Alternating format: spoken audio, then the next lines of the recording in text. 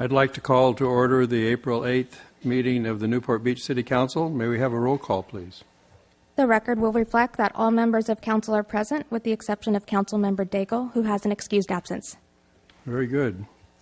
Public comments, please.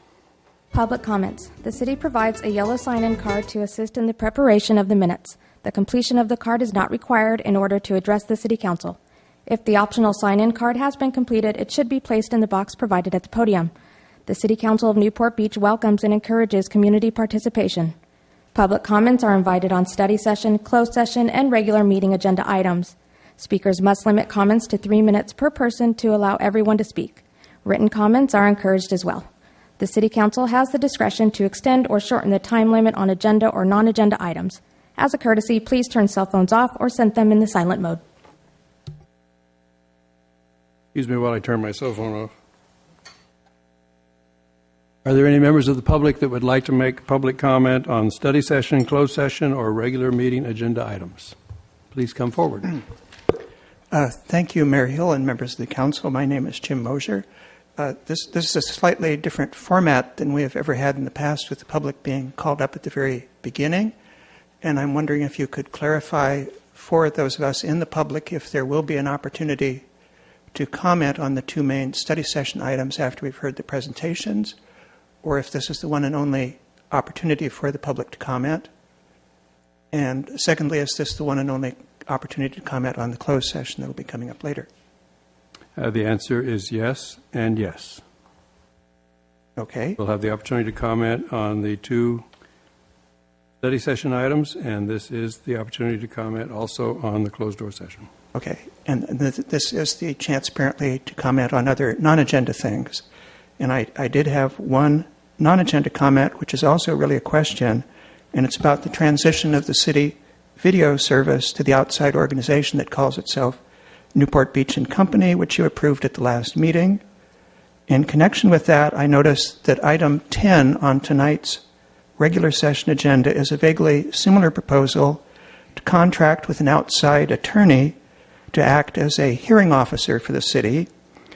And the preamble to that contract, like the one with Newport Beach and Company, says that the proposed consultant has the skills and backgrounds necessary to provide the service that the city requires. But what I particularly notice is that attached to tonight's proposal, there is a detailed statement of qualifications that we can check to see if the claim is justified or not.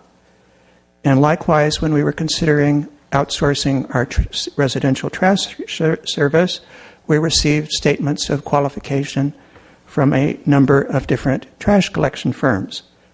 And while I appreciate that, as far as I know, we didn't go out of our way seeking proposals for the outsourcing of the video service, I'm wondering if the city received a statement of qualification from Newport Beach and Company, because I did not see it in any of the agenda packets.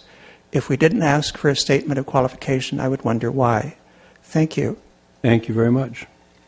Is there anyone else from the public that would like to comment at this point in time? Please come forward. Hi, good afternoon. I'm Sarah Wilkinson. I'm a resident and artist in Corona del Mar. I'm the artist whose sculpture is directly outside the council chamber. As you all know, it came to City Council last March for approval after being approved at the Arts Commission. It was unanimously approved at the Arts Commission for a one-year loan, and then it came to City Council on March 26th for where it was unanimously approved again by members of City Council. I greatly appreciated the opportunity to have my sculpture at City Hall for a year. And I was disappointed at the recent Arts Commission meeting when I asked the Arts Commission if they would consider loaning the sculpture for an additional year for $1,000. There was no final decision made at that Arts Commission. There was a motion to approve the loan for a year, but there was no one seconded it, so there was no decision made. I am here tonight to ask members of City Council to reconsider the Arts Commission's decision or non-vote on that evening. And if I found a donor that is willing to donate the $1,000 towards the sculpture for a loan for just 1 year, that's all I'm asking for, would the City Council consider that? And when I did some calculations and studying of my own, $1,000 a year to me is $20 a week, which is a cup of coffee a day. And I'm asking whether or not the Council would reconsider the Arts Commission's decision to keep the sculpture in place if I found a donor for the sculpture. Thank you very much. I would comment that based upon a combination of the Brown Act and our own council policies, for that to take place, it's not an agendized item this evening, so it may not be discussed. And in our process, for it to become an agendized item, there would have to be 4 votes on the council to take place to request that the city manager agendaize such an item. So, thank you. Is there anyone else from the audience that would like to make comments? If not, then we'll proceed with the study session. SS1, please.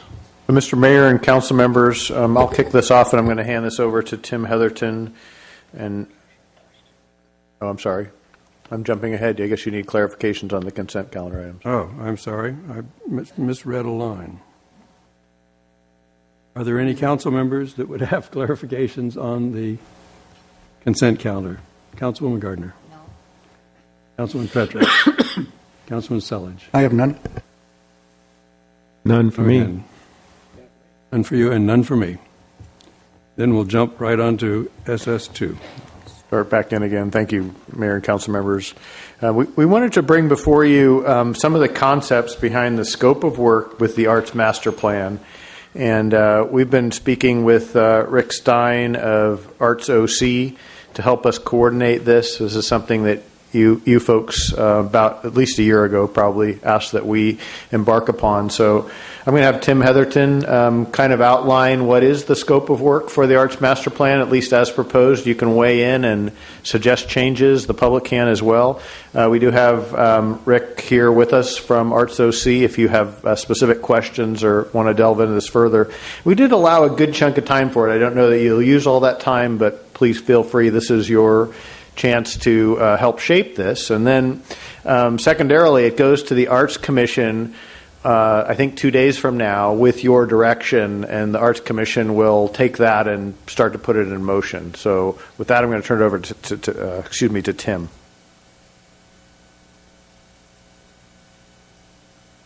Good afternoon to Mayor Hill and to the council. I'm Tim Heatherton from the library, and I'm here to talk today about the proposal that Arts OC is doing for an arts plan for the city of Newport Beach. Now, this plan would be aligned with existing city policies and plans. And if I can offer a little background, the idea of a master arts plan for the city seems to have germinated in the late 90s. There was some talk at that time that I've kind of gleaned from council minutes and from the media, and it seemed to result into an amendment to Council Policy I-9, Art in Public Places. But I think the ball really started to roll last March with Council Policy I-13, the Public Arts and Cultural Facilities Fund, that identified 2% of developer fees for arts infrastructure, and also the potential for $150,000 a year in arts and cultural funds from the Tourism Business Improvement District. So the ground has sort of been laid for this, and Rick Stein of Arts OC was asked to come up with a proposal for a plan. And in that plan, there's various process goals, and the first would be to develop arts and cultural events, to utilize public places for arts and culture, to develop a formalized art and public places program that would designate Newport Beach as a destination for the arts. There would be a component that managed public art, both in a curatorial and a project management manner, and to identify some funding sources for all of the above. The process would be on a 6-month schedule. That means it would culminate in November of 2014. And one of the first things that Arts OC would do would be to form a master plan steering committee appointed by the Arts Commission to come up with some goals and some strategies in order to achieve those goals. And there would be a detailed inventory of the city's creative sector, and that would entail a catalog of venues, of cultural organizations, arts professionals, creative businesses, anything dealing with the arts or a cultural asset in the city would be inventoried by Arts OC. There would be a component that offered some community outreach, interviews with city and community leaders. Focus groups would be established, and their input would be considered. Community forum would be integrated into the City Arts Commission meetings, and there would be an online survey or a series of surveys utilizing the city's Mind Mixer software. The results of the outreach should, the Arts OC should be able to identify community needs, determine potential economic impact, and identify the cost of meeting those needs. The Master Steering Committee would work to reach consensus on key strategies that were aligned with existing city plans and policies. They would delineate some action steps and then create a timeline for the plan. A final product would be a report which would offer a history of arts and culture in Newport Beach. It would offer future vision and rationale for the arts. It would delineate goals, policy recommendations, governance and actions, and it would establish a timeline which Arts OC typically feels that would take between 3 to 5 years to implement. As far as reporting the next step, Arts OC would gather council, commission, and public comments. They would make a report to the Arts Commission and City Council by November of 2014, but would be checking in with Council at midsummer and hopefully start an implementation plan by early 2015. So the Arts OC master plan proposal is looking at a 6-month time frame. They're asking a fee of $35,000 plus out-of-pocket expenses that would be subject to prior approval by the city. And at this time, Rick Stein, the executive director from Arts OC, and Pat Wayne, the deputy director, are here to avail themselves to questions you may have. Do you have any initial comments you'd like to make? Mayor Hill, members of the council, it's a privilege for us to appear here before you this evening.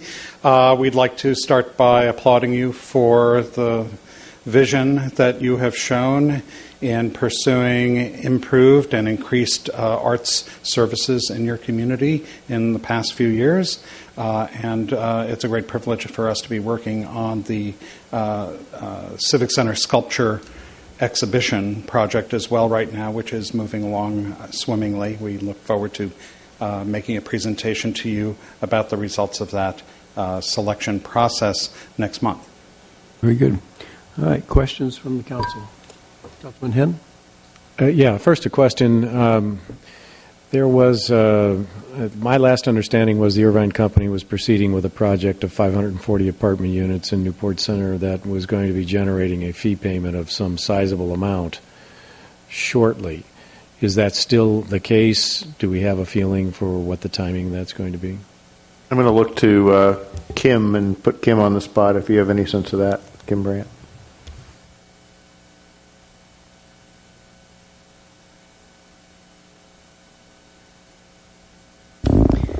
Mayor Hill, members of the council, Kim Brandt, Community Development Director. The San Joaquin Plaza apartment project is currently in plan check. We anticipate that they'll complete their plan check process by late spring, early summer, and then we'll commence with grading and building activities. I would have to check to whether or not that fee payment was triggered with the issuance of the building permit or the grading permit. I don't know that off the top of my head. Perhaps Councilman Selich knows the answer to that? Perhaps. And my understanding is, I don't know if it's just purely towards the San Joaquin Apartments, but that we'll be getting a check from the Irvine Company in the neighborhood of $19 million sometime late summer. Late summer? Okay. All right. Thank you.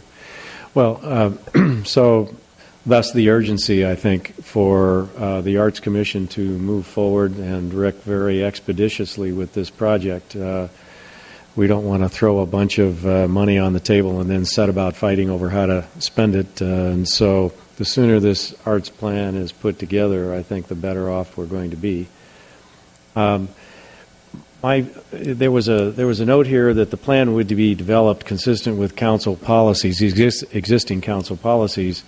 I guess I see the mandate to be broader than that, and to the extent that this process uncovers changes that should be made to our existing policies, I would include that in the mandate for recommendation, at least for council consideration. I don't think we should be constrained by what is today necessarily. And then I'm hoping that this is going to be viewed by the Arts Commission and you, Rick, as a broad-based undertaking that will equally consider, visual arts, performing arts, cultural attractions, the wide panoply of things that affect the cultural quality of life here in Newport Beach. So I do hope that you'll cast your net widely when you start this project, so we don't exclude something unnecessarily. And then I would hope there would be an emphasis on understanding and recommending funding sources, the adequacy thereof. This is another example. I don't think your mandate necessarily should be constrained by those suggestions that have been made already. So I would appreciate your, thoughtfulness in that respect too. So in any event, I'm very anxious for this project to move forward, and I think we got a good team. And I'm hoping. I guess there's one other item. I'm hoping that your mandate will also try to lay out ongoing governance for arts and the administration of the master plan. We know we have an Arts Commission that is embodied by our charter. There may be other thoughts and ideas about the best way to provide governance for the master plan, and I think we should consider them. So that would be my comments on it for now. Thanks. Other council comments? Mr. Mayor,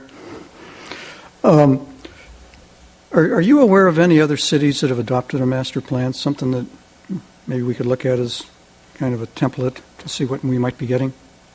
Well, there are many cities all around the country, many here in California. I had the privilege of working a number of years ago on the master plan for the city of Laguna Beach. This was not in the capacity of being a consultant, but in my capacity at the time as executive director of the Laguna Playhouse, where a number of arts leaders in Laguna got together and worked with the Arts Commission to put a plan together, which was a 2-year-long process.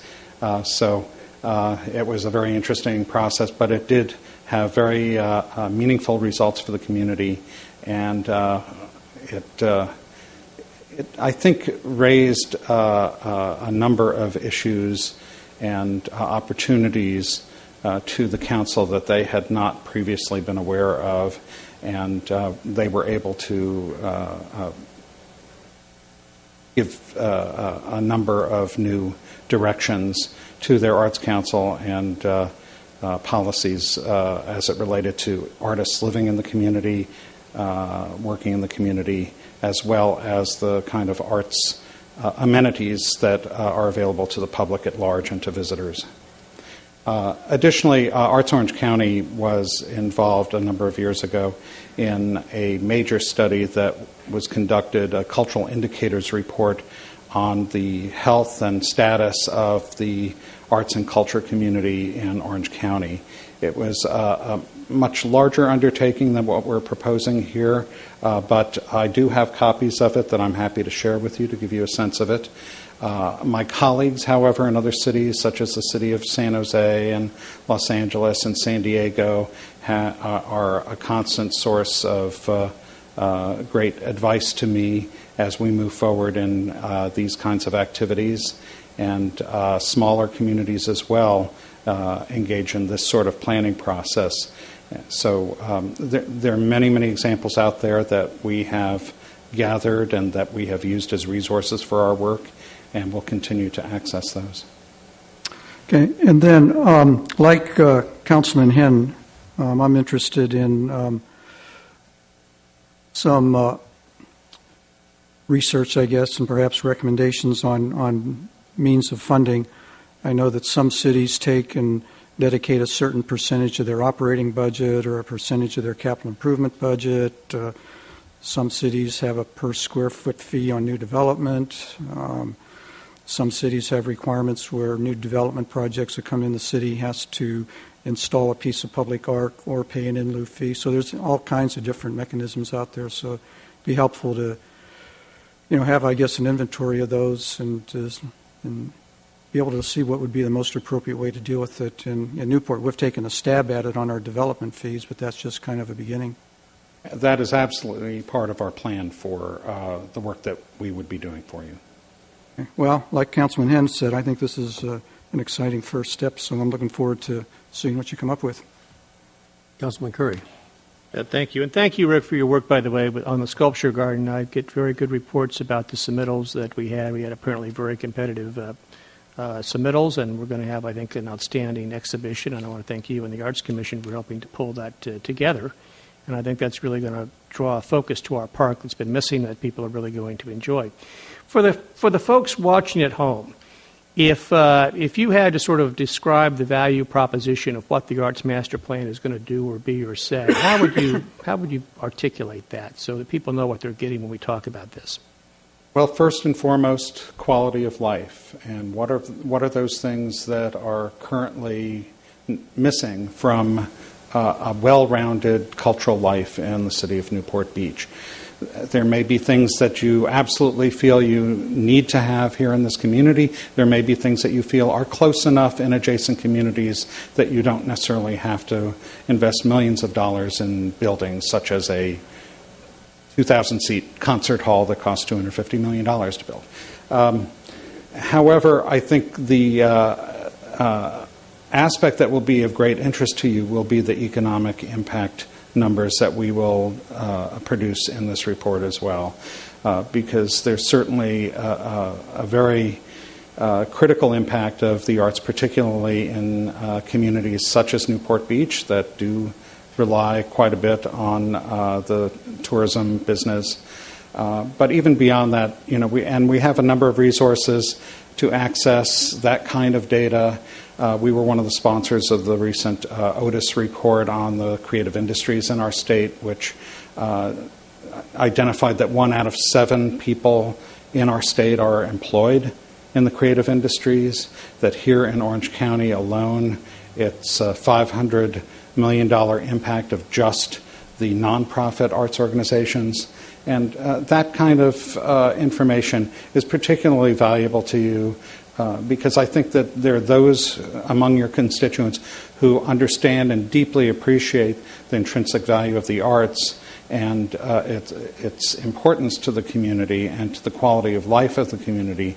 But there are others who may not understand that so clearly and who really, they want the hard and fast numbers. They want to understand really how is this going to help our community financially. Right. And it's been demonstrated again and again that the arts can do that. So we'll provide you with that information as well in this report. I think that's a very important point because people miss the point that you just made, which is arts have an economic impact. They draw people to the community, they create economic activity, they support jobs, and that's one of the things I'm glad that we're going to be underlining and focusing on. The Dean of America's Mayors is Joe Riley in the city of Charleston, And he has really reached out to use arts to invigorate his city. And I hope we're drawing on examples from places like that, in addition to some of the other examples you mentioned, as we put this together. Thank you. Councilman Petros. Thank you, Mayor Hill.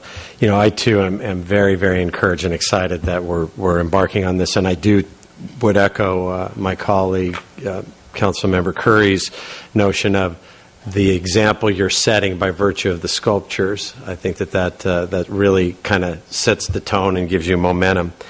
As it relates to this master plan, though, I think my comments are a little bit more nuts and bolts. I am hopeful that the product isn't necessarily a narrative that speaks to a lot of ethereals, but really gets down to the implementation. How can we roll out the arts and cultural resources in the best manner, most efficiently, with the resources that we have?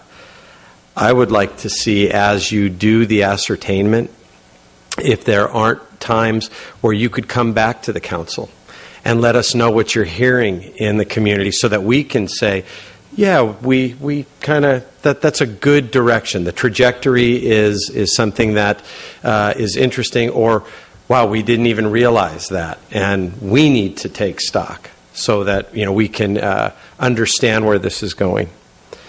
There was the slide about inventorying the creative sector. I need to share that my wife and I have been enjoying the Newport Theater Arts Center up on Cliff Drive, a little jewel that is hidden. That right now, the Divide the Estate is playing a dark comedy, and we were there on Friday night, a packed house, and they say that they have sold out for the whole run, and to start buying tickets for their musical, which is the next one. Boeing was a great show. I would encourage you to look at the little assets like that, because they already have steam and history in the community, and they have a following. So I think that's real important, that we look not only at visual arts, but at theater arts and the other cultural amenities we have here. One thing that, and I hope I don't offend anyone, many of the patrons of the arts in Orange County, and in fact Los Angeles, live in Newport Beach. They will attribute their resources to these places in Costa Mesa, in Los Angeles, in Laguna Beach, and not in their hometown. I don't know what drives that decision, and I'd be interested to hear what you have to say through this process about how we get our neighbors to return that back to Newport Beach and invest where they sleep. That's something that I think would be important to me. Councilman Petros, I just have to say that in all my years in Laguna Beach, we had the same argument about Newport.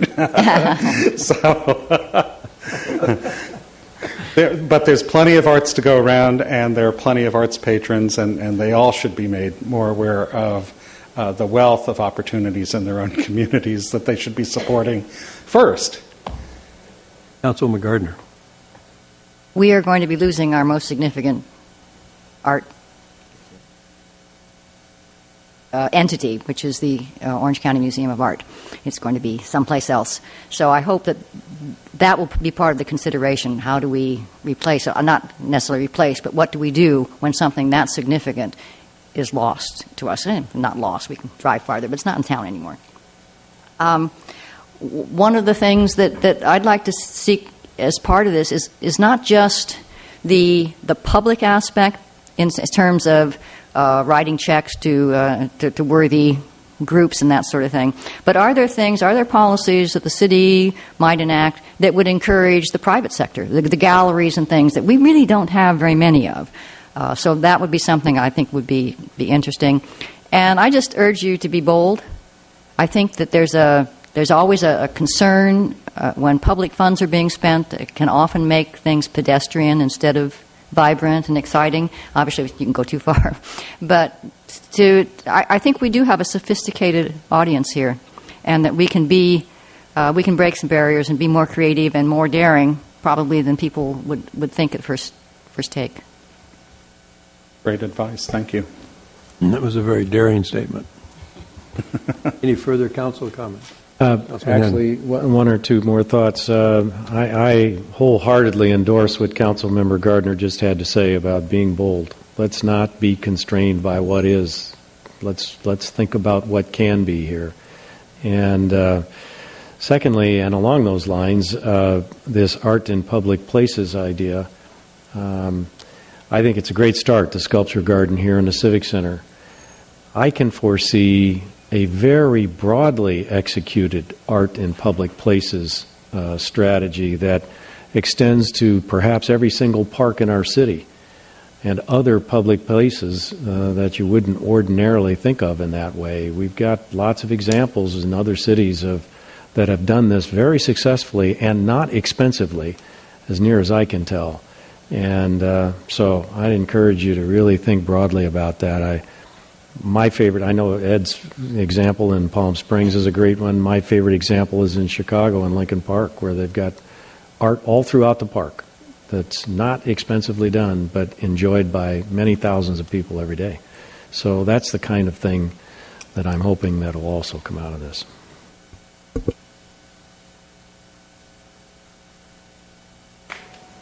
Without further council comment, I would like to open it up to the public. The public that would like to comment. Mayor Hill and members of the council, my name is Jim Mosier.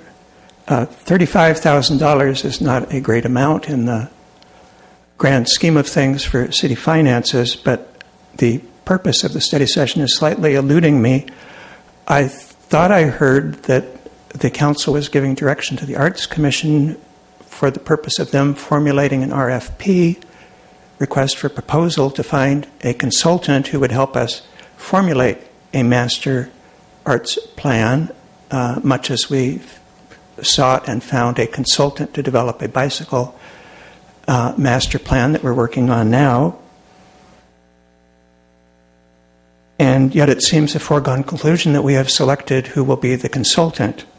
And I have the same concern I have as with the previous item that I mentioned about the outsourcing of the TV services. Before we even mention it, we seem to have selected who we want to do it. And that, to me, as a public citizen, raises a concern that if we have the same person defining the scope of the proposal, making the proposal, implementing the proposal, there's certainly an opportunity for that person to be lobbying for the city and attempting to influence the city to create a structure that will provide a source of income to themselves in the future, and that concerns me. I would think that there might be other people that have the ability to make recommendations to us. Thank you. Thank you. Anybody else from the public like to comment on this agenda item, study session item?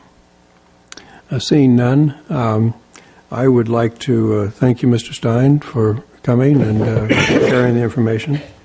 And I'm very excited about it. I'm not going to make comment because the last time I made comment, I ended up with rabbits, and I've been beaten up ever since. So.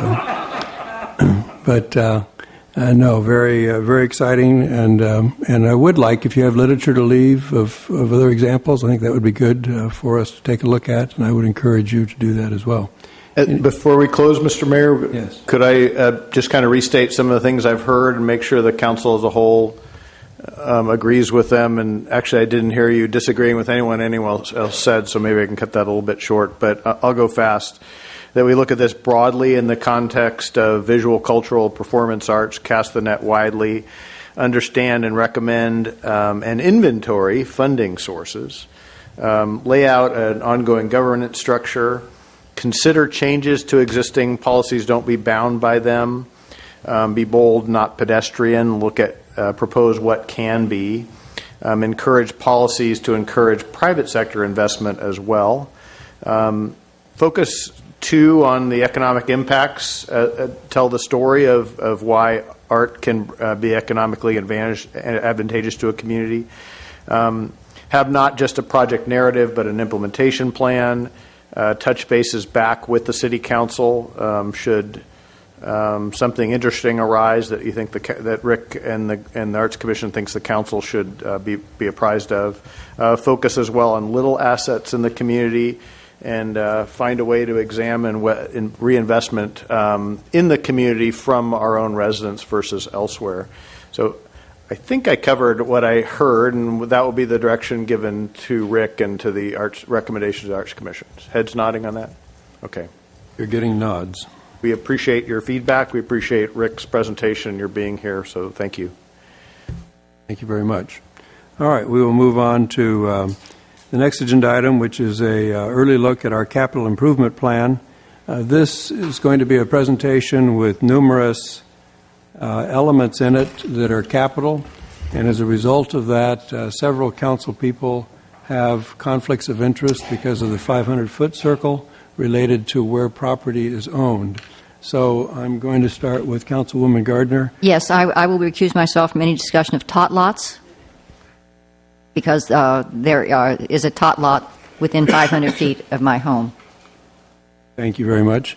I believe, Councilman Petros, you're free and clear? And I believe Councilman Selledge remarkably is free and clear? Escaped again. Yes. Councilman Henn. Well, this will take a few minutes. I'll have to recuse myself from discussion of or decision-making associated with Lidl Fire Station replacement, the Newport Boulevard 32nd Street project, and by extension, any other landscaping projects that might arise in the public right-of-way landscaping going down the peninsula that could be close to my home. And then, let's see, my list isn't as long as Mayor Hill's, but here's one. Newport Boulevard water main replacement, 19th Street to Channel Bridge. I'll recuse from that, too. Thank you. Councilman Curry, I believe you're free and clear. I'm clear. That's a joy behind the gate. I will be recusing myself from alley pavement replacements in Newport Heights. I will be recusing myself from Newport Boulevard regional traffic signal. I will be recusing myself from Mariners Mile Citizen Advisory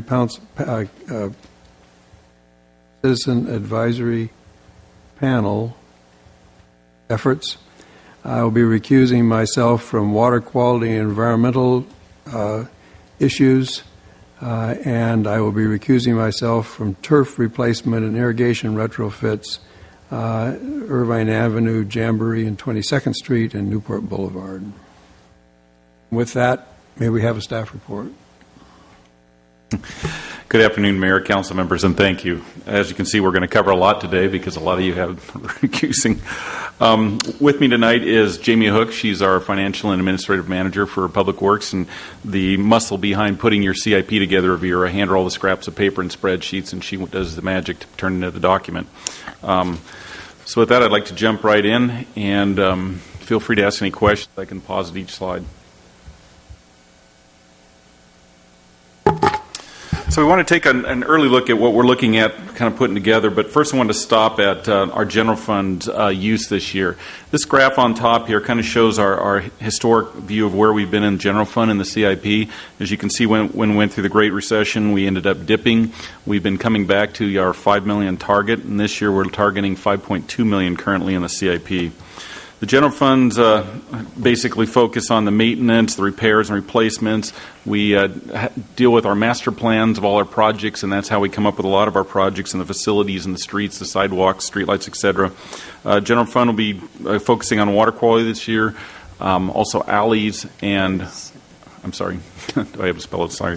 I just noticed that. And coast highway revitalization.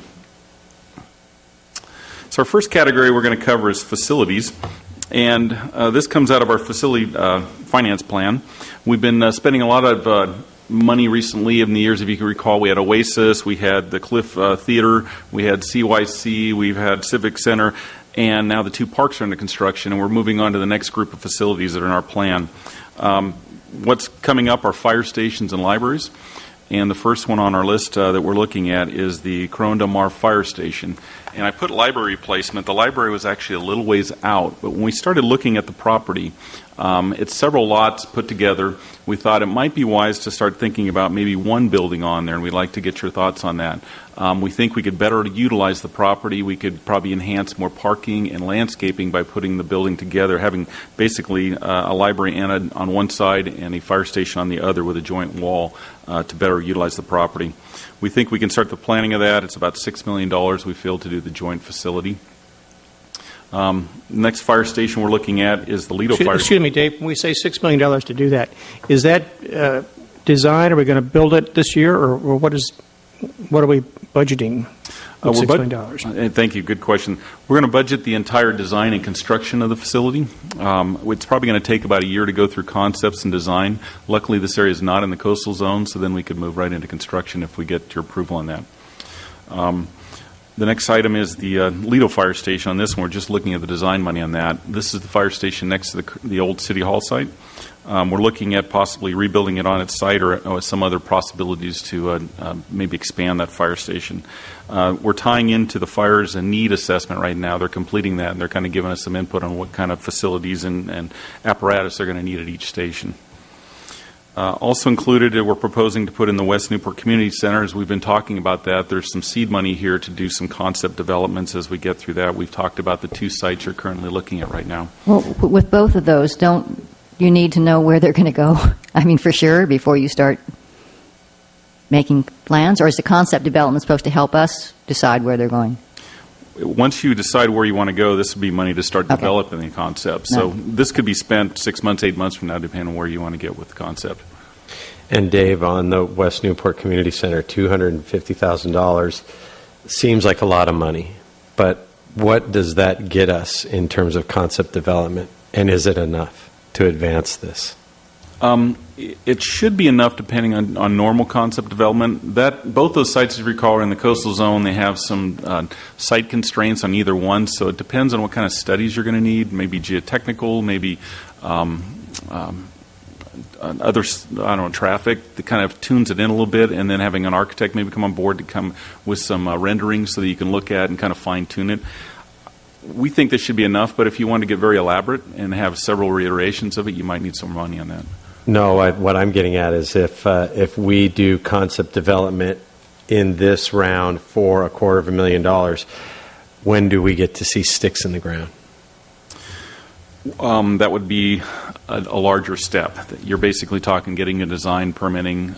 In both those sites, we're probably talking several years to sticks in the ground, accelerated. Giving on our experience on the parks, going through coastal, going through the community and council approval, environmental documents, probably minimum is 3 years, maybe a little longer. Okay, thank you. And I'll just note on the next, this is going to change a little bit. The numbers in here, as of today, some of these have changed and some of the projects have. The next item is lockers for the police station. This is to house their gear. Currently, they keep it in their personal cars or in their squad cars now. This actually is going to be taken out of the CIP and moved into the operation budget of the police department. So there'll be a project out there handled by the police facilities folks. We also include this year existing facility maintenance. We're starting up a facilities maintenance fund, which is basically for major maintenance of our facilities. We haven't had that before, so we're putting $1.5 million aside, and this would be for like recarpeting various facilities, painting, HVAC, major construction items, not so much plumbing and light bulbs and things like that. So we're going to try to get more money towards keeping the existing things in better shape. Total on that is roughly about $8 million right now. Dave, where does the Balboa Fire Station and library, where does that figure in the long-range scheme of things? It's actually in the facility finance plan. It's not too far out. I didn't bring that plan tonight, but I recall the next fire station after these two would be Balboa. We haven't talked about that one yet. The library there is also in rather old shape.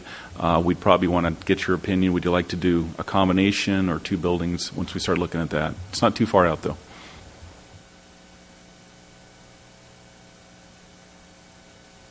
So under our street and drainage category, one of our big street replacement projects is going to be Ocean Boulevard. It's been on our master plan of pavement for some time now. It's a large project, and basically this will be going from Carnation all the way to Poppy.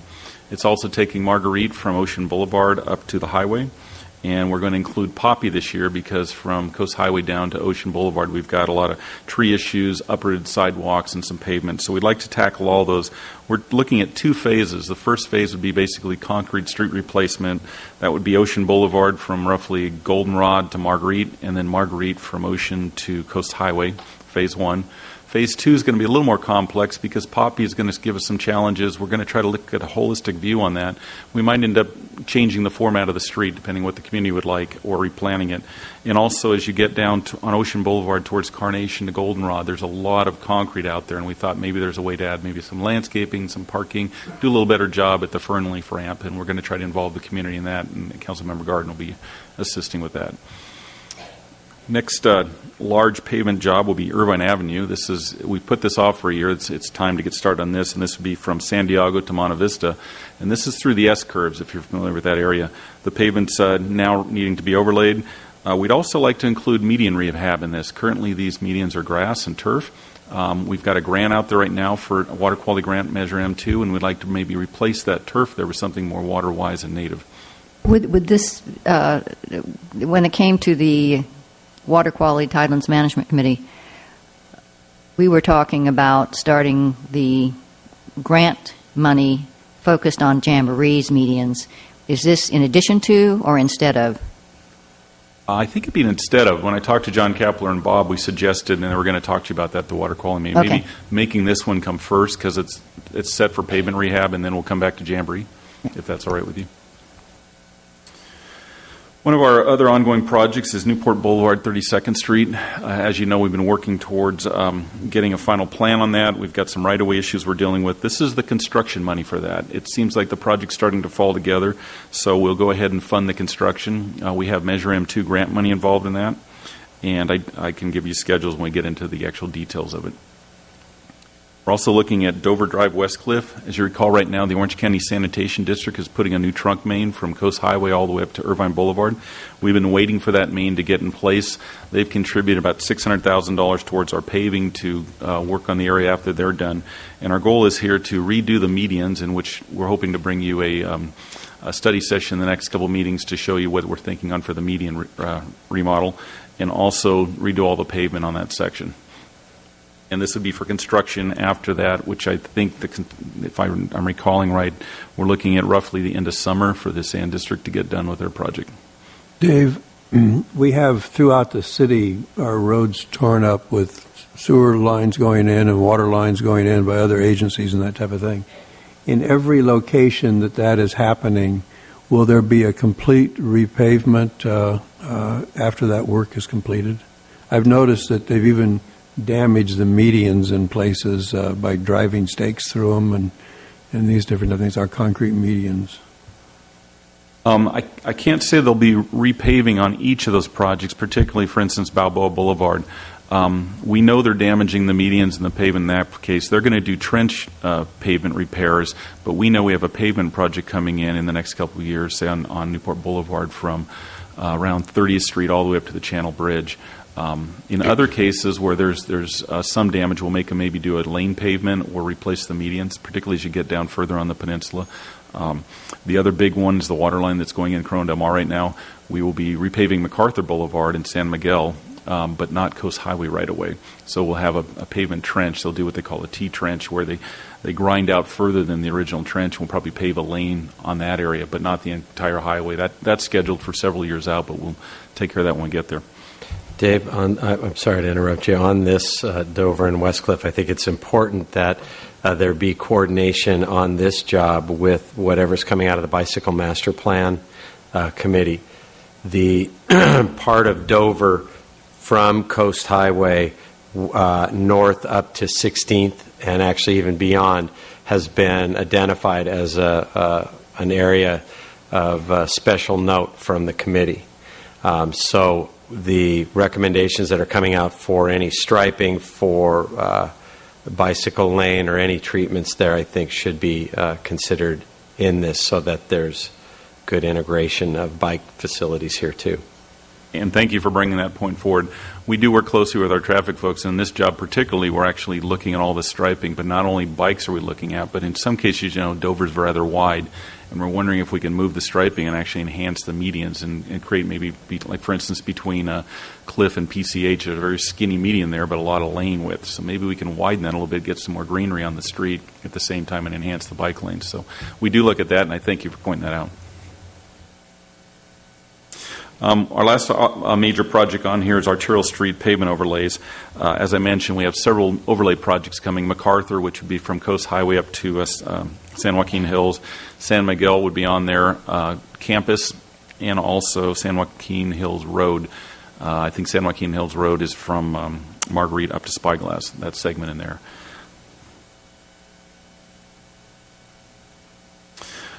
Looking at our residential street overlays, we have about $2.6 million programmed for that. There's several areas in need in the residential districts needing overlay. Cameo Shores, the entire area. Dorchester up in Corona Heights, CDM Heights. University, and a couple other streets up there that we need to do some overlay work. We have about $500,000 in our annual citywide sidewalk, curb, and gutter program right now. This is the program we're going around the city in a 7-year cycle in advance of our slurry street seals. Next year's project will be in the Irvine Terrace and the lower Corona Del Mar, south of the highway areas. Those streets are subject to concrete improvements, and then right behind that we'll come in with a slurry seal program when all the concrete's been taken care of. We also programmed in next year an alley pavement project, and this is a rather large project, $2.5 million. This is in the Newport Heights area. And I would put a note of mention on this. We've had a lot of people interested in underground districts up in that area, and we've got one started. We actually have 7 districts in process right now. And recently we've heard from several more up in that same neighborhood they'd like to get started. So we'll keep you posted on that. We were going to go ahead and budget it, but we might slow some of that down. Obviously, we don't want to do concrete alleys and have undergrounding go at the same time. But we could look at maybe deferring it or maybe moving it at some of the other alleys that are in higher need. Just to let you know, we have some interest in that. Dave, I've already started conversations with some of my neighbors in the Heights about that and seeing about their willingness to set up a benefit assessment district to get that ball rolling. We're scheduling a meeting, I'm going to say, within the next month. So I should be coordinating with you, and for that I apologize that I haven't spoken with you. But let's get that thing moving here, because I hear you. They do want to talk about that. Yes, and thank you. We're well ahead of you on that. We've already been talking to the neighbors. They've contacted us, and it sounds like there could be a lot of underground in that area. So maybe we'll relook at this alleys down the road, and we'll recommend to council, why don't we forego this for a while until we get all the undergrounding and come back and do it. The asphalt can be continued patched if that's the case. And there's some other alleys in the city and other areas that maybe we could look at in lieu of this. Also, we have the Park Avenue Bridge replacement. This is the construction money we're putting in. This is 100% grant funding money from the federal government, but we do want to get it in the program and start the process. And lastly on this list is our street Is that the whole cost? Actually, there's been design going on currently, but this is basically the construction portion. Really? Streetlight. It's made out of balsa wood, so it's lighter. Don't tell her it's clay. Streetlight rehabilitation and LED relamping. This was a mid-year adjustment we brought in. We had a little more general fund we found to it. This area will be, again, concentrating in the West Cliff, Dover Shores, and Mariners area. Those are where the last of our incandescent lamp systems are. We're going to try to clean those up and take care of all our incandescents. About $21 million again in that area. Moving into our transportation side. Bristol Street Regional Traffic Synchronization Project. This is a project you might have heard of, and we just sent a cooperative agreement to you at the last meeting. This is a partnership with Costa Mesa. We will be doing Bristol Street South and North. There's about 8 intersections in our segment of it. We'll be putting in new hardware, cameras, fiber optic, etc. Our share is about $343,000 in that, and it'll be jointly with Costa Mesa. Is this the end of our signal synchronization? I thought we were going to be pretty much wrapped up this year. We're getting close. We have Phase 6 and 8. Phase 6 is about out. Phase 8 is, I think, Newport Coast and San Joaquin Hills, and that's just about ready to go out. This is some of the I should say, the fringes where we connect other cities. We've been doing some with Irvine and also now Costa Mesa. On that note, too, Newport Boulevard Regional Traffic Synchronization, we have done ours, as you recall, several years ago on Newport Boulevard, but this augments that. This is another joint project with Costa Mesa, runs down Newport Boulevard all the way down to basically Balboa Village. And we have 8 intersections in here. It'll include filling in some gaps in our fiber, particularly the portion we inherited from Caltrans. Also connects the fiber into Marina Park. We've got conduit going down there to eventually go down towards Balboa Village. And this, again, has controllers, cameras, etc., fiber in there. Next project is the Newport Beach Bike Lane project. This is actually more money added to a carryover project. This is San Joaquin Hills Road, Spyglass, and Jamboree. We're putting bike lanes on the existing street there. We have some federal grant money in here. We've been waiting for Caltrans to release that, and then we'll go ahead and finish that project. Our next project is Tussin Avenue. We had a talk about this a while ago, trying to change the speed limit to 25. We talked about maybe doing some traffic calming. So we wanted to put some money in to work with the community. Should they want to put traffic calming in? Should they want to do maybe sidewalks and street trees? So we think this should be plenty to do. It could be $45,000, could be $80,000. Not sure what the scope will be yet. And then we also included this year Mariners Mile Citizens Advisory Panel efforts.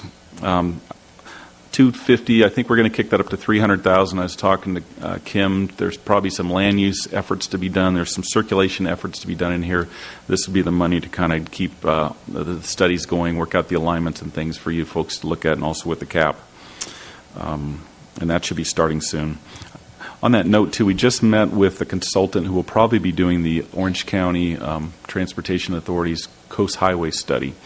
And they're just getting ready to kick off on that. So we wanted to meet with them ahead of time. We had promised to look at some stuff, maybe reach out to the community and do some work with them in the next couple of months. So we're working with them to maybe do some side contracts to do a little more detailed analysis of Mariners Mile for us. Dave, I would be very interested to be kept apprised of that. And if you would like to have City Council involvement in that, please invite me. Okay, we'll do. Next project, again, is another one we've been kind of talking about. This is the Coast Highway Superior Overcrossings. This is part, I think, that will come out of the OCTA study, but we wanted to get some seed money going here. We see the need. Sunset Ridge Park is well under development now. We actually are working on applying for an active transportation grant with the federal government to maybe get some money to maybe build these overcrossings. We're working with OCTA, so we know we need a little seed money to maybe lay out some design, maybe something at Sunset View Park and how that fits in once you guys determine where you want your facility for the the West Newport Community Center. Is that for 1 or 2 crossings like you had shown in the concept plan a couple of weeks ago? We're looking hopefully at 2. That really improves the intersection. We're going to try to apply for grant money for 2 so we can start looking at that.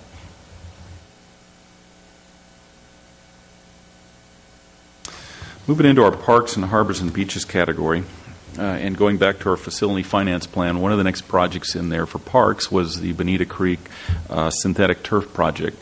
This is Bonita Creek Park has a very highly used field. It's grass right now. We think this would be a great place for synthetic turf because there's currently lights on that field. We'll get a lot of use out of it. So we're going to start moving towards putting turf in there. How long, what's the lifespan, do we think, of something like that? I don't have an exact number. I've heard things from 10 to 15 years. It just depends on the wear. Uh-huh. You have to maintain turf, too. There's machine and processes. But if you take care of it, it should last quite a long time. We have another project here up at Spyglass Hills Park where we're going to replace all the sand and playground equipment in that. That's actually one of our parks that's over one of our reservoirs. A little tricky, but we're going to take all the sand off, put new playground equipment in, and then put new sand in. And then with that tot lot resurfacing right below that, we're looking to put about $76,000 into resurfacing tot lots. This would be the rubberized material you see in the tot lots. The parks we're looking at are Channel, Irvine Terrace, Buffalo Hills, Begonia, Bayside, and Spyglass would be the parks getting the new rubberized surface. Recreation would also like to move forward on the pickleball court they've been talking about. This would be San Joaquin Hills pickleball conversion. We think it'll be about $30,000 to go ahead and do the conversion. I think if you've seen that, we have it taped up now, and I think we've actually had the mayor was out there playing, I heard, or something. Are we getting a lot of use out of it? Let me see. Yeah. Laura's in the back. Are we getting a lot of use? And are the complaints that we were first anticipated or we first heard, have they become more accepting of the change? Hi, council members. Laura Detweiler, Recreation and Senior Services Director. No, we have not been getting complaints. When we initially set up the court, we did receive a petition. It was from a group of tennis players that traditionally play there Monday, Wednesday, Friday, just voicing their concerns. I did hear from them one more time. They were just touching base with us, but beyond that, we've not had any complaints, and yes, it's getting great use. We also had our second pickleball tournament last weekend. It was sold out again.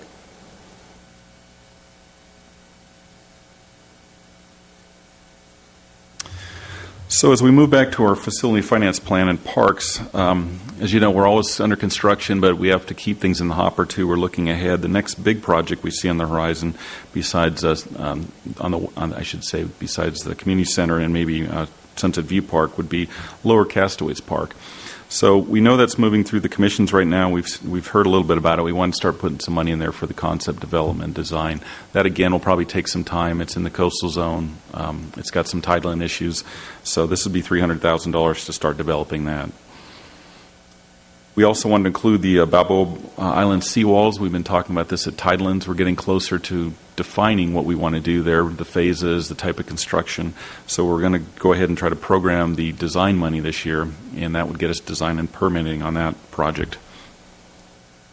We've got some new public piers we've talked about. Dave, yes. We had talked at the Tidelands Committee about maybe doing one phase instead of phasing, or what concept is this envisioning? This basically takes care of the two phases. We were going to bring that to the next Tidelands, where we were talking about maybe doing the Grand Canal on the west end, and then maybe phase two would be a cap on the back side of the north side, maybe the ferry. As I understand it from the scope, that this would take care of trying to permit the whole thing. We might construct in two phases. On the new public piers, we've talked a little bit about this. This is mainly directed towards Central Avenue, and we wanted to put some money in the budget for this in case we end up actually permitting and constructing it. I understand there's some talks with the adjacent developer on maybe a condition on that, but we thought it's important to keep the project moving and maybe fund it if you so choose, or do some kind of reimbursement on it. And then we have a little money in there for the eelgrass survey for the entire harbor, about $50,000. We do this on an every year basis. Dave, I would just comment, we intend to agendize the capital improvements plan for the harbor, the Tidelands Infrastructure Capital Plan, TICP, for the upcoming meeting of the Tidelands Committee, and with our emphasis to be how that plan dovetails with what's in this proposed budget, so there may be some more comments coming out of that process. Thank you. Moving on to our next category, water quality in our environmental areas. We've been talking about it for some time. This is the year we'd like to start programming the dredging of the Seminole Slough. We've got a consultant on board that's actually starting the sampling, the testing, and we'll start moving through that process. We'll hopefully get through that within a year, and then we can actually do the dredging. We're talking maybe 10, 15,000 yards of material we have to take out. Tentatively think it's going to be rather expensive because the material didn't make the sand gradation last time to be put on the beach, so we would think we might have to take it to an upland disposal. So the costs are rather high in that right now. What's the latest, Dave, on the title of the underlying land? The last that we had before Pat Thomas left, we actually contacted the owner of there's 3 parcels under the slough, if you're not aware. 1 we own, 2 have been bought in a tax sale by another person. So we're looking if we could maybe see if they want to let us work over the property, or maybe even donate the property or sell the property. So we haven't got any more information than that initial letter we sent out. Or maybe they can take care of it on their own property. Possible. Another exciting project. This is up off Mesa Drive. This is, we call it the Bayview Heights Drainage and Water Treatment. We have a channel that runs off Mesa inherited by the county that drains into the upper Newport Bay. And we're trying to do something, and we've got grant money from OCTA. About 300,000 of this 485 is from OCTA. Another 150,000 in contributions from others to try to put a storm drain in and maybe do some kind of treatment at the end of the storm drain prior to the water entering the bay.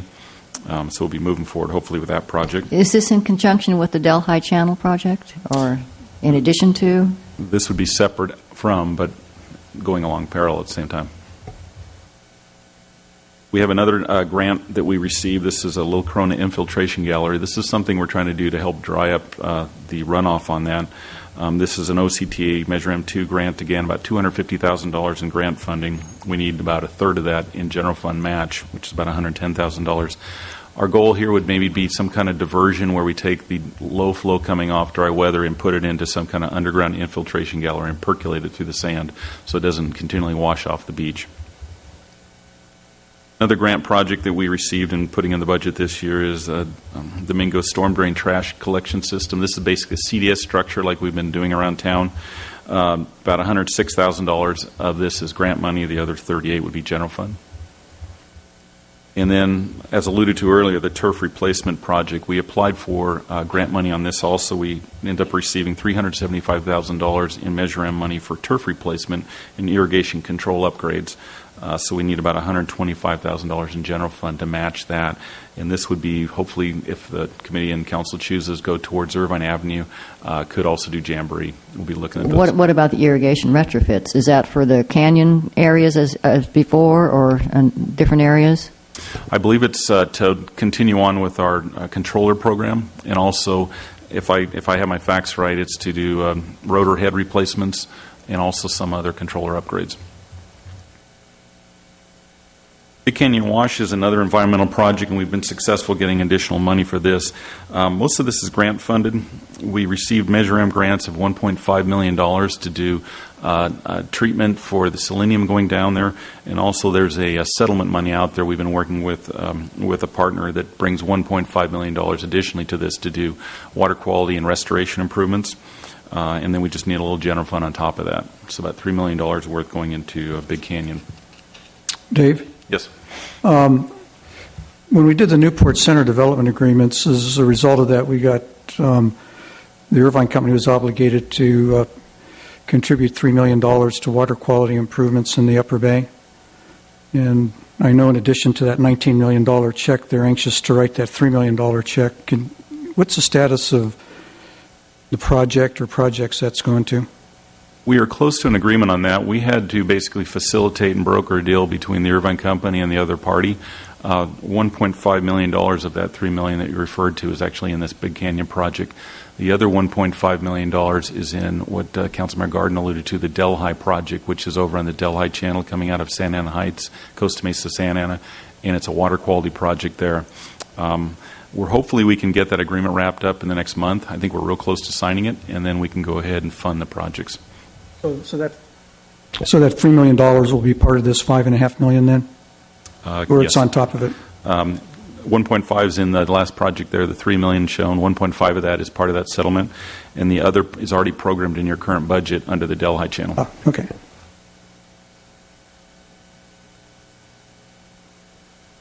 Moving on to water and wastewater projects. If you're aware, the city has 4 wells. They're over in Fountain Valley. Each of these sites, the Dolphin and the other site, are basically, there's 2 wells each. One's a deep well, one's a shallow well. We've recently redone one of the wells, but we need to rehab the other 3 wells. So we're looking at putting money in next year's budget to do that. These are critical wells operations for our system. We get about 78% of our water from these wells. How are we? Is there any saltwater incursions that we have to worry about there, or are we far enough away? These wells are far enough away. The Orange County Water District runs what they call a saltwater barrier, and they inject reclaimed water back, and we're on the other side of the freshwater side. Additionally, the Utilities Department would like to redo their SCADA system. The SCADA system is what runs all our wells, our pump stations. It monitors and tells us what's going on. We currently have 6 water pump stations, if you may know. We have 2 water treatment facilities. We have 20 sewer lift stations, and now we're starting to add stormwater pumps to that. And this will give us the ability, it's a new software upgrade. We haven't touched the software for about 20 years. This will give us a modern way to look at those and react to any problems we have in the field. slightly off the subject, but since we are talking about software, we have discussed at various times tiered water rates, which are very useful in conservation. Will we, at a certain point in the next decade, be able to utilize our new software and get into this? I'm not asking you necessarily, Dave, but the other Dave. You mean the enterprise resource planning software, the financial software? Yeah, I believe that will allow us to enter that realm of tiered water rates if the council is willing to go that way. Thank you. Thanks, Dave. Next project on our list here is water conservation irrigation controllers. This is money we're putting in from our water fund to go into our city park controllers. We've been trying to update those as we do parks and make our city parks more water efficient. So we have irrigation retrofits, rotary valves, and also controllers that are weather-based versus timer-based. We usually have a certain amount of manholes and water valves we adjust every year. The next project's a minor amount of money, but when we do a street rehab project, we have to adjust those valves, and this is what funds that, about $200,000 we expect. And then we've got some water main replacement work. This would be old cast iron mains identified in our water master plan. There are some mains down towards the old city hall that we have to address. There are also some mains in Corona Del Mar that we have to address outside the current project, and we hope to get those next year. And then one of our larger water main projects is the replacement of the transmission main that runs down Newport Boulevard. And we want to get this in advance of the street widening and also before the Lido House gets built. This would be replacing the water line that runs basically from via Lido all the way down to 19th Street in Newport Boulevard. It's about a 1920s line. And it's, I'm sorry, Mr. There's a lot of work going on in the city, and here's another one for you. And then again, we have a little money in here for our wastewater master plan, our last project there. This is miscellaneous master plan projects for our wastewater system. It could be sewer linings, point repairs, and some work on some of our lift stations. Our last category is miscellaneous, and we didn't have too many this year. We had one that we thought would be significant. We wanted to include this in the budget. Councilmember Selich has been working with the the Big Island and the Little Island to put up an entry arch, and what we have is a picture here, and we think we could do this. This would be in the place of a couple streetlight stands that are currently there with the pedestals, and we think it'd be about $200,000 to do this, so it's included in the budget. I'll let Mr. Selich talk about that if he has any specifics on it.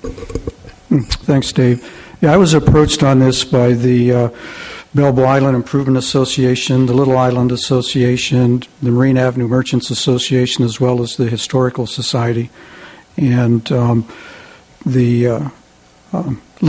work needs to be done on it. The photograph simulation is just meant to give an idea what it could look like. There'll be more work that would be done on design and location if it's approved in the budget, but it's something that has the support of Belleville Island. Will they be contributing any funds? No. Okay. On this point, I'm happy that this was raised. There was a similar recommendation for an entry arch for Balboa Village that was included in the Urban Land Institute Technical Advisory Panel recommendations and also mentioned in the Balboa Village Master Plan. And so I'm wondering if we can't, take advantage of some synergies here, perhaps even design synergies, I'm not sure. And so I would like to see if we can include some money for the Balboa Village entry arch. We will surely take a look at that and go with your direction on that. And then just on our general fund discussion, our last slide here is a couple notes. We've talked about West Coast Highway landscaping, and we are currently, tonight actually, you have an action item to start the design in that. We didn't put the full construction money in. It's about $5 million. We're going to look at that mid-year. It's a lot of money. We didn't want to incorporate it in a budget right now, but I want to let you know it's out there, and we'll be bringing that back to you as the design is further along.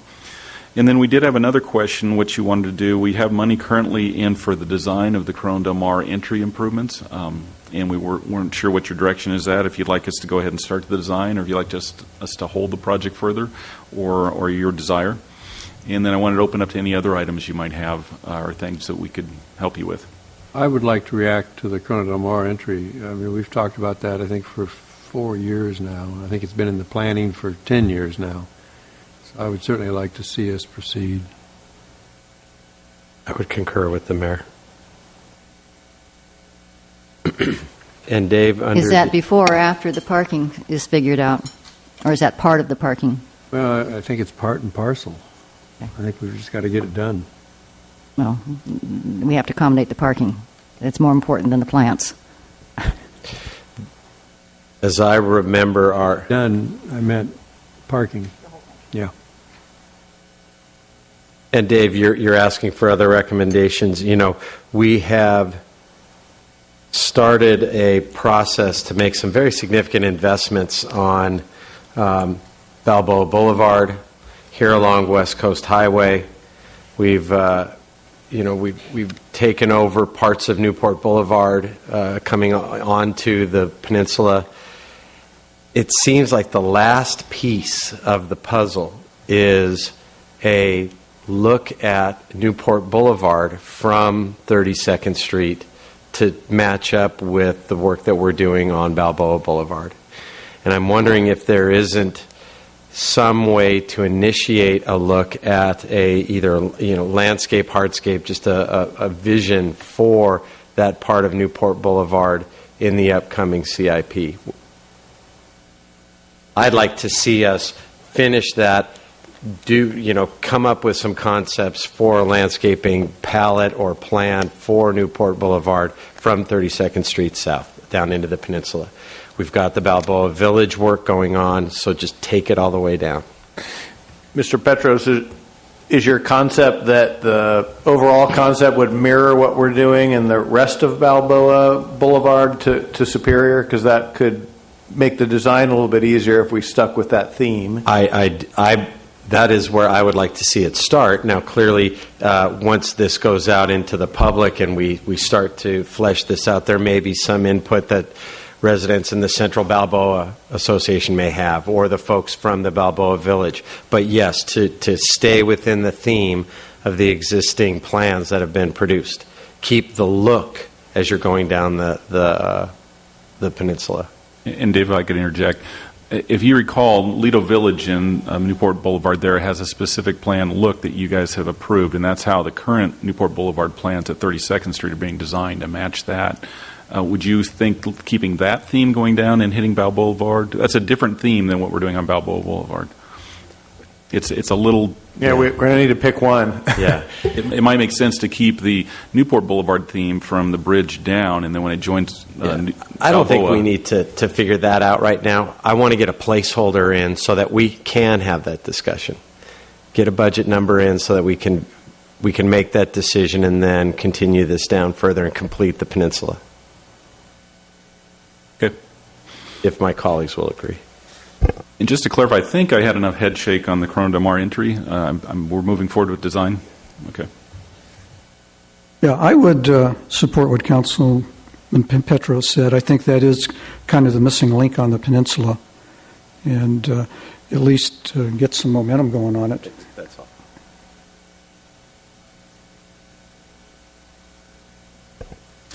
Okay.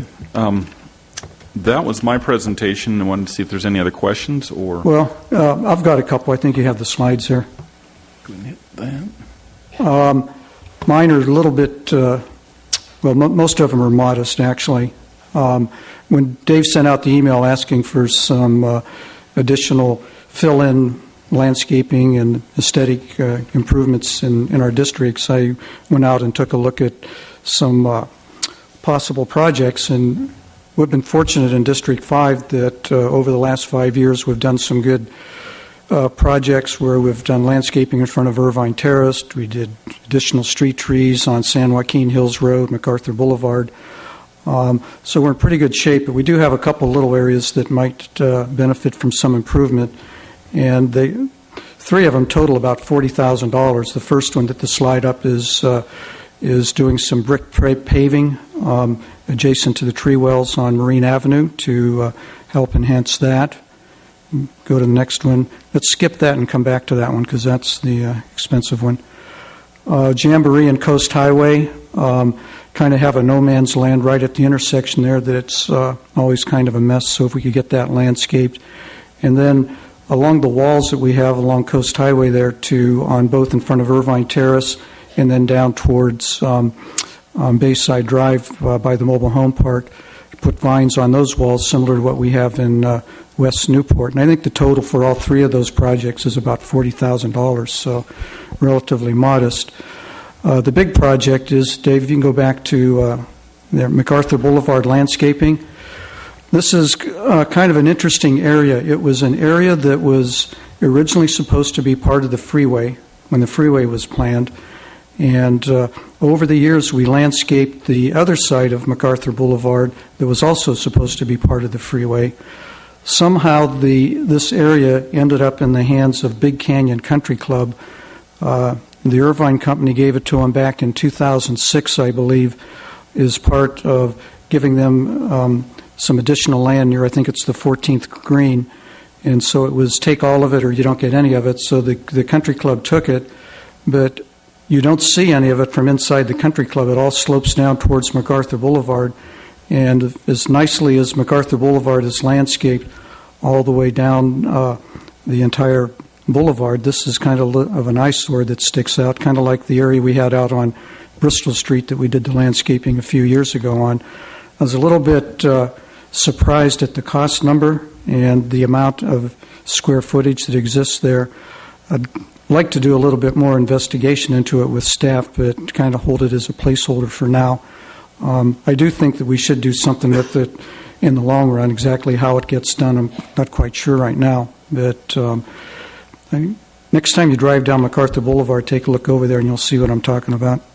This property is still owned by the country club? It's owned by the country club. I'm led to believe that the country club would dedicate it to the city if we landscaped it. There is no momentum or interest, I guess, on the part of the country club of landscaping it because they don't see it from inside the country club. It's something that sits on the outside. Like I said, it's the last remnant of that freeway that went down there that no one has done anything with. Just a question. Again, with the Balboa Island improvements, the tree wells and things, would the Merchants Association be contributing anything to that?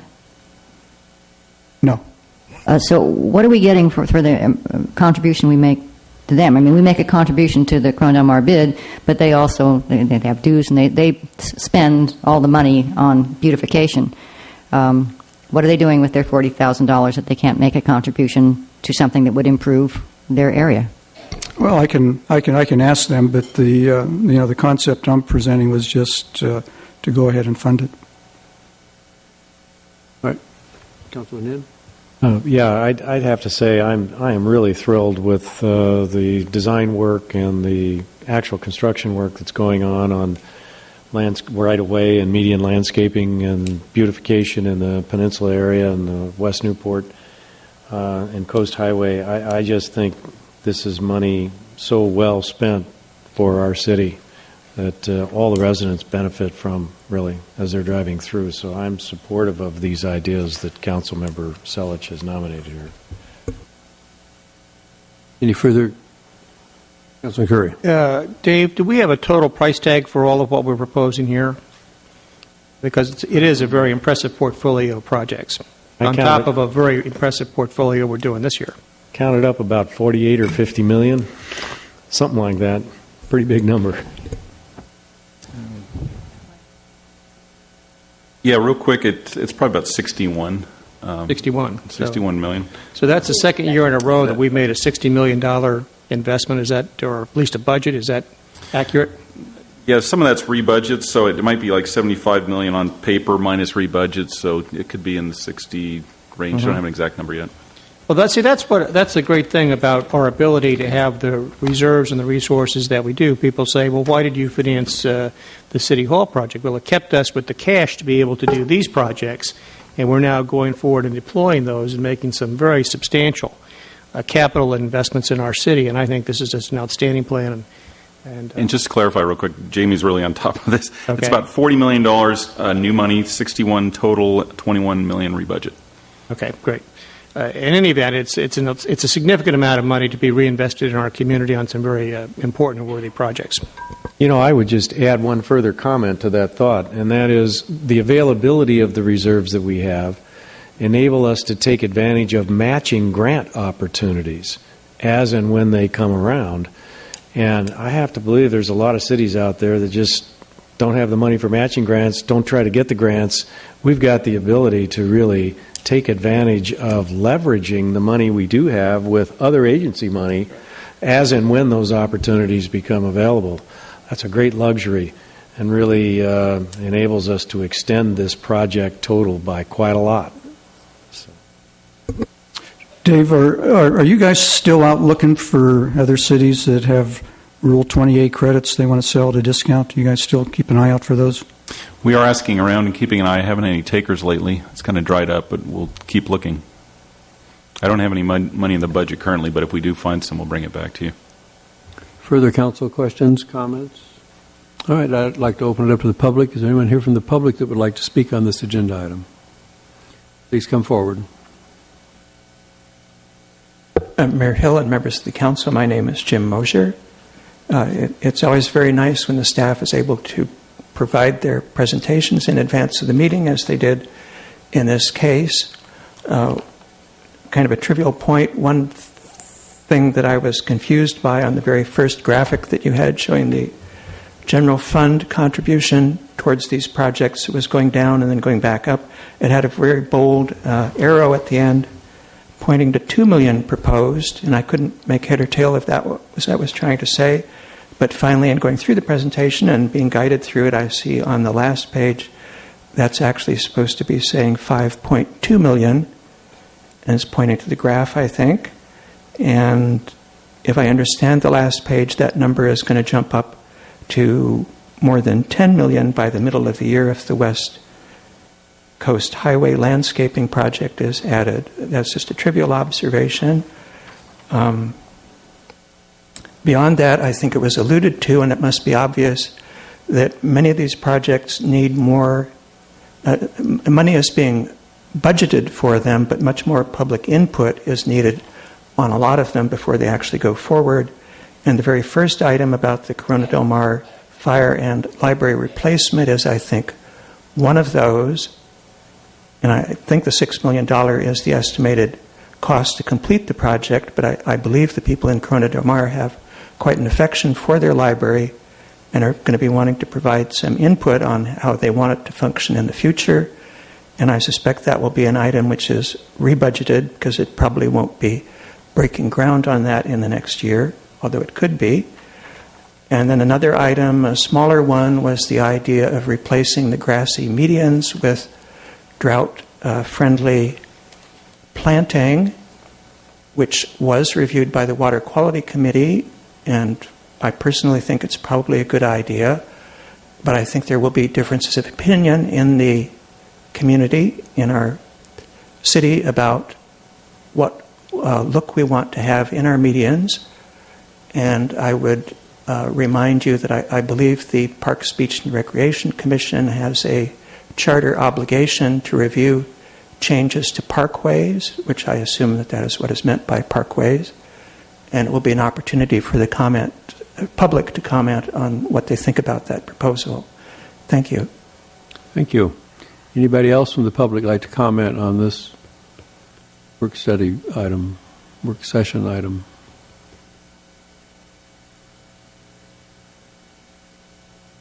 Bernie Swalstad, Chairman of the Corona Mar bid. I want to thank the council. It appears to be that we're going to be able to move ahead on our number one project that we proposed from the Corona Mar bid on the entryway project. So I want to thank you for that. Thank you.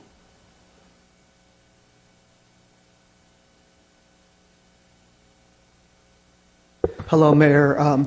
My name is George Schroeder, and the first thing I'd like to say is I think the plans are very, very good, and I want to thank staff and council for everything you've done and for what you're planning to do. I do want to speak specifically about what Councilman Petros did request, that we study the area on the peninsula from 32nd Street down to about the pier, I guess. The landscape improvements on Balboa are greatly appreciated. I think everything that was done from Coast Highway to 32nd Street is fantastic. However, I did have concerns about what was done past 32nd Street on down. What's happened is putting tree wells in the street, we've actually lost about 15 parking spaces down there where residents could park on the street between the street and the alley. They could park 4 cars. You put a tree well in the street, where the alley is at, there are 3 cars parked there now. Okay, so anything you do on Newport Avenue from 32nd Street on down, please don't put any more tree wells in the street because it does take on-street parking away. Okay, so if there isn't room on the sidewalks to put landscaping in, then don't put it in the street. And then I'm sure Mayor Hill will recall that in the mid-90s we actually studied this. These are not streets that we use. This was laid out probably in the early 1900s as railroad tracks. There was a master plan to realign the streets to make them wide, usable streets and to trade public streets for private property and to put a nice traffic circle in so we could actually have usable streets. But unfortunately, that didn't pass, so we're left with these odd streets that crisscross this way and that way. So anyways, you do the best we can, but please don't take any more on-street parking away. Thank you. Is there anybody else that would like to comment on this study session item? Seeing none, I would like to thank and congratulate staff for a great presentation, a significant amount of work, and we'll just keep moving forward. At this point in time, we are going to adjourn to closed session. Mr. City Attorney, do you have a statement you'd like to make? Yes, I do, Mayor Hill. The City Council will adjourn to closed session to discuss agenda items 4A and B, including meeting with negotiators Dave Kiff and Terry Cassidy regarding labor negotiations with all represented employees, and meeting with legal counsel regarding the litigation with Pacific Shore and Newport Coast Recovery. Thank you. Thank you. We will re-adjourn at 7 p.m. this evening. Thank you.